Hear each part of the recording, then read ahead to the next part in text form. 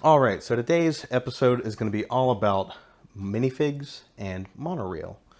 This is most of the minifigs I have. I honestly do have more. I've ordered more here and there, throw them in Bricklink orders and stuff. But I need to go through that and even see what I have and see if I need to get more of like the helmets and things. And I'll kind of see what I have for undersea life, like the octopus and the stingrays and sharks and stuff. So I think this might be, it's hard to get in frame in this tiny living room. I think this is going to be the monorail layout. It's certainly more simple than I had planned on. There is a person in our Discord that's been doing spirals with the big curve pieces, because you end up with a ton of these curves. I thought that'd be a really cool way to do it. I still might do it with this layout. I mean, I could kind of spiral up and go over. Maybe I'll look into that. But for now, this is what I have. I just got a quick control panel built up here. And I'm trying to decide whether I'll have a physical control panel to kind of control everything on the layout. Or what I think I'd like to do is use the Dacta Control Center. And I can either put it in automatic mode or manual mode. I just have buttons on the screen. And you can put it in manual and you can move the monorail wherever you want, just like we're about to do here. Or put it in automatic mode and it'll just kind of do things on its own. You know, maybe the monorail will go around 3 times, stopping at the stations for a few seconds, and then returning back to the shed, you know, here and there. We'll see. I'm still kind of planning this all out. I don't have like concrete plans. I'm playing and just figuring out what works, what I like. You know, I didn't really think about the spiral until just now that I might be able to do 5 curves, I guess it'd be. And it might be, I might could make it line up with that. So that would be interesting. I've never done that before. So yeah, we've got, I guess this will be a station up here. And I like that. I think this is actually going to be the front, despite, you know, the little orange, that was already on there. Because these two are pretty flat. Like this could be an unloading dock. Because I think this will be more of like an industrial kind of thing. It might have like a big old bin of crystals or something that it's moving around. So it won't, I don't think it'll be for passengers. But the way these are laid out, you know, these are pretty level. It could kind of line up with a platform up there. So that's my thinking right now. I think this is blue. Yes. All right. And we've got the diagonal pieces there from 4D Bricks. If you're not familiar with 4D Bricks, I did do a video review.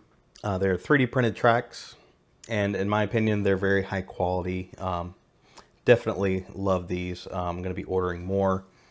And then this plate and bogey here, this is actually from 4D Bricks as well. So yeah, no LEGO logo on there.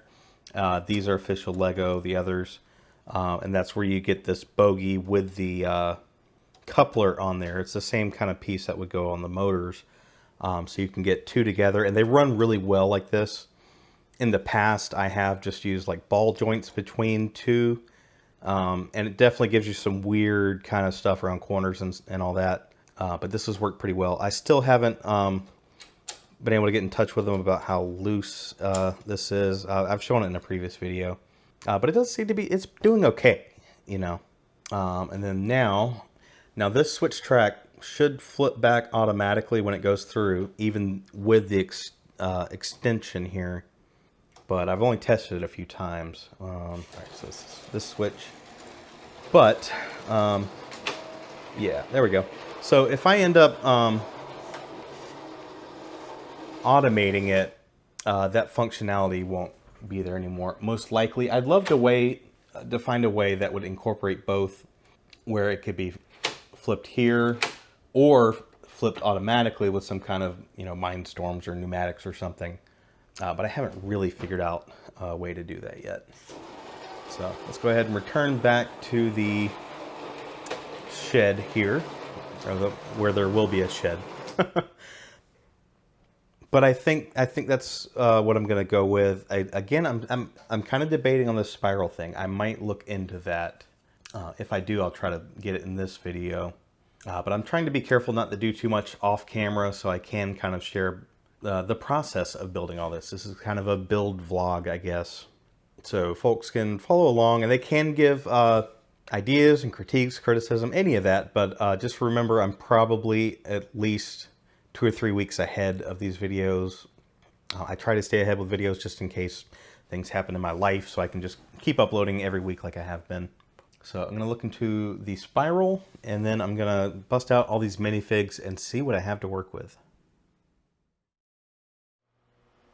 All right, so we have some updates. Let's start with the minifigs. So I just kind of went through to see what I have. I have a fair bit. Lots more of the aqua knots than the aqua sharks. That's fine. I mean, this is really going to be an aqua knots base. But there will be some aqua shark presence, I'm sure. There's all their ships there. All the accessories, I probably have more than this. I just have to go through my other bin of minifigs and try to pull them all out. So I've got their flippers, spear guns, walkie-talkies, you know, that could be useful. A pair of octopi there.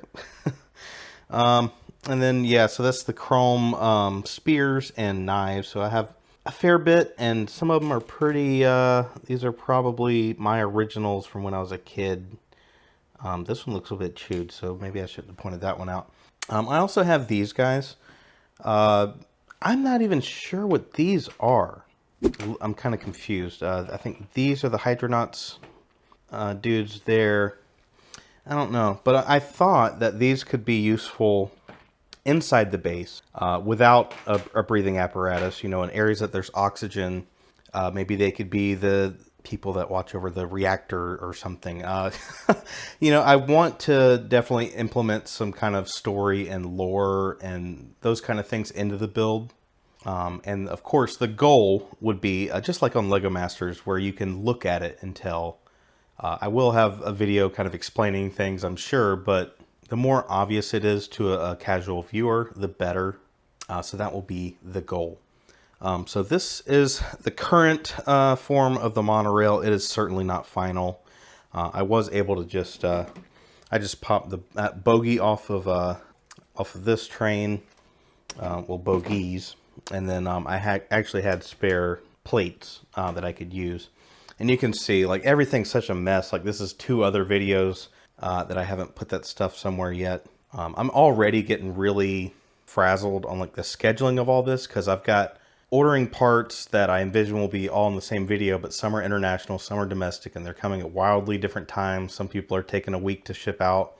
So it's getting a little bit crazy to try to keep all this straight. But so this is one I was playing with. I kind of feel like this looks more streamlined, like for a high-speed passenger kind of thing.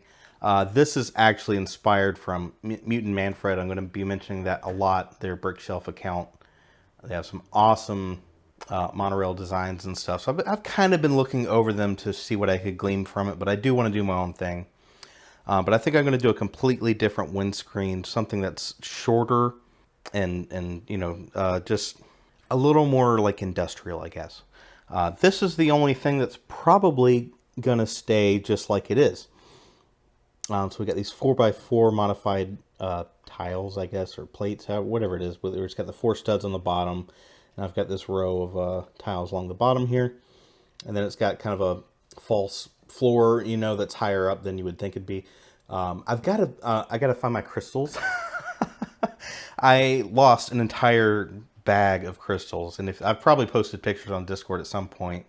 I have a ton, but I've misplaced the bag. It's somewhere in the LEGO room. We're actually going to go in the LEGO room in a minute here to show what I'm working with. And then I'm just kind of playing around with different tiles and whatnot, and trying to figure out something to make the motor look better. But just the black cover definitely helps a lot because the original motors were white, of course. So now let's move over here. So I've done a fair bit of changes. As I've said, the spiral idea was inspired by a member of our Discord. So I'll link their YouTube channel in the description below. And again, you know, this stuff came from Discord, so you can always join us there. And they also use the caution plates for are the caution tiles to connect the tracks together. And I think it looks pretty good. I think that's fairly common. And I will say, these are from AliExpress. If you know anything about, if you've ever priced these, they can be 25 cents each. If I were to count all these up, they'd be like, what, $20 worth of these 1x4 tiles. I'm not going to spend that kind of money. But the ones from AliExpress have been working fine. They hold the tracks together just fine. So with the spiral, I think I'm going to use a ball joint to connect them. So I was trying to figure out a way to do a vertical ball joint. So from here down is absolutely just temporary, just trying things out because I need to get the height just right because you've only got a limited space for the train to go through. So if it's too tall, you know, it's going to hit. So I think this might be about right. And I'll go in and support on each of the corners at least. And we'll see how that works. So back here, that gives us a much longer station.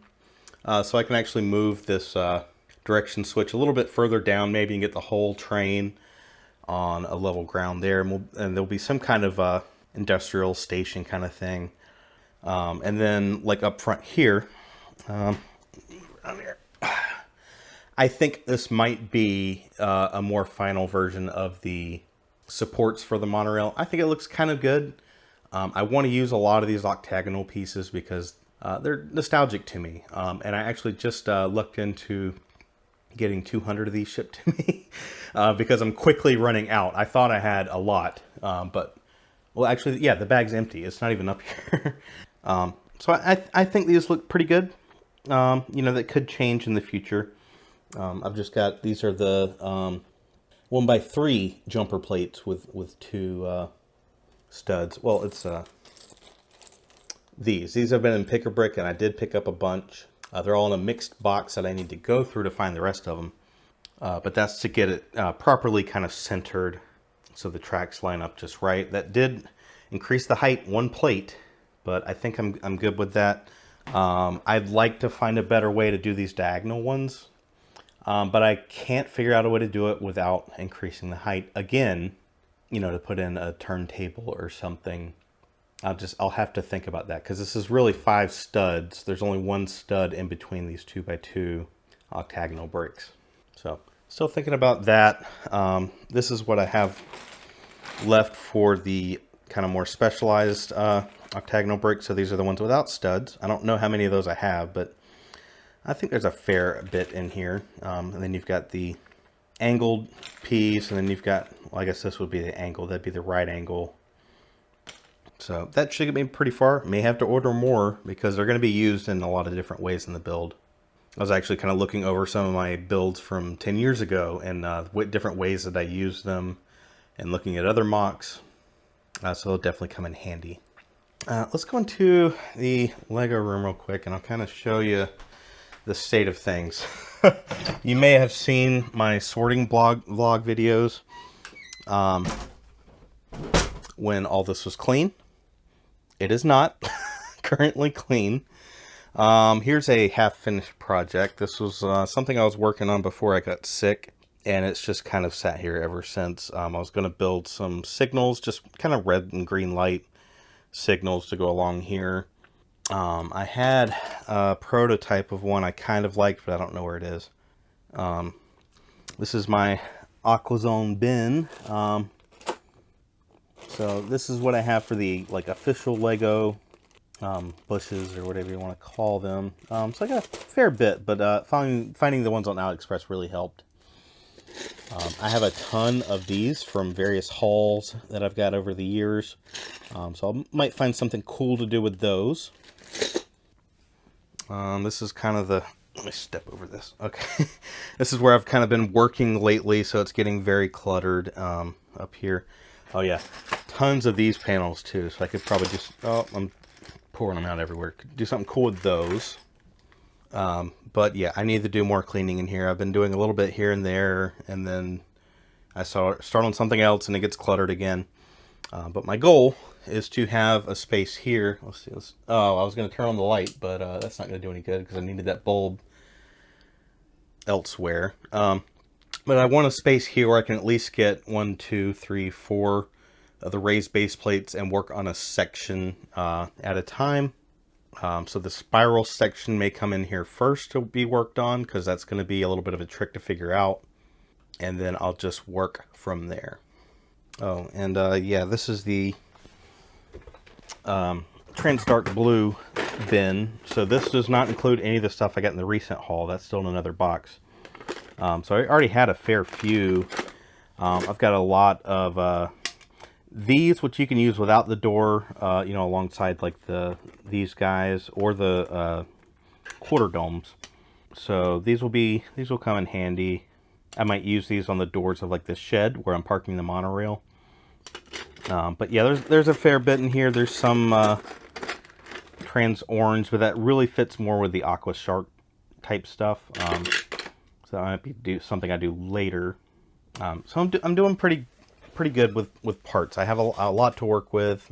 Oh yeah, I found this. This is again from one of those builds 10 years ago. That's a 4.5 volt lamp under there, and get the crystal boxes down here. So I kind of envision this is where they put in the crystals.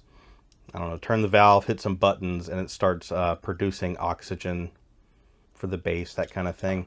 I have been kind of looking around to see what people say about the lore of Aquazone. There's not much out there, but there is some, and I'll probably talk about that more later. So I think we'll end the video here. Join us in Discord, definitely. Always talking about Lego and Lego trains and monorail and all that kind of stuff. If you want to help support the channel, you can join our memberships for a couple bucks a month and get early access to these videos. I'm really excited about this project moving forward. And if you aren't already, you can subscribe to get the latest updates with all this. So thanks for watching. We will see you in the next one.